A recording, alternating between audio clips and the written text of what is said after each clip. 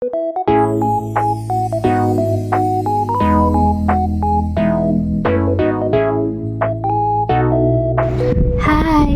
salam sejahtera kepada semua.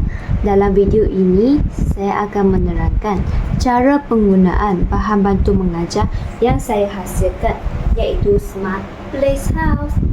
BBN ini dibahagikan kepada 3 bahagian, iaitu bahagian atas, bahagian tengah dan bahagian bawah. Bahagian atas ialah ruang nombor rujukan.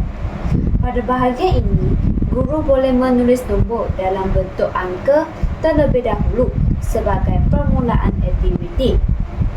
Di bahagian tengah pula, terdapat rumah nilai tempat yang terdiri daripada puluh ribu, ribuan, ratusan, puluhan dan satuan. Di bahagian bawah ini pula disediakan sebagai ruang untuk murid menulis nombor dalam bentuk perkataan selepas mereka dapat membaca dan memahami nombor yang diisi dalam bahagian tengah rumah. Baik, kita buat sedikit demonstrasi. Guru boleh menggunakan marker tulis nombor. Contohnya guna nombor 3254 pada ruang nombor rujukan. Kemudian, murid akan diminta untuk memecahkan nombor tersebut dan mengisi setiap digit mengikut nilai tempat yang betul. Tadi nombor yang ada dalam nombor rujukan ialah 3254. Jadi, kita boleh isi nombor 3 pada rumah ribuan, nombor 2 pada rumah ratusan, nombor 5 pada ruang puluhan, nombor 4 pada rumah satuan. Setelah itu, murid dapat membaca nombor tersebut dalam bentuk perkataan. Contohnya 3254.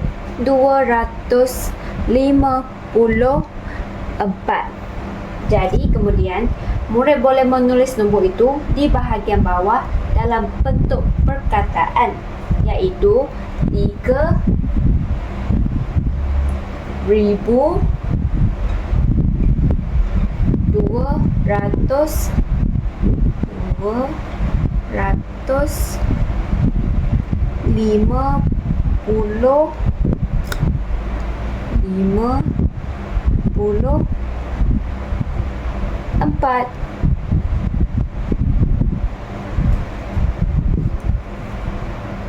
Baik, guru juga boleh menulis nombor dalam bentuk perkataan terlebih dahulu di bahagian bawah ini.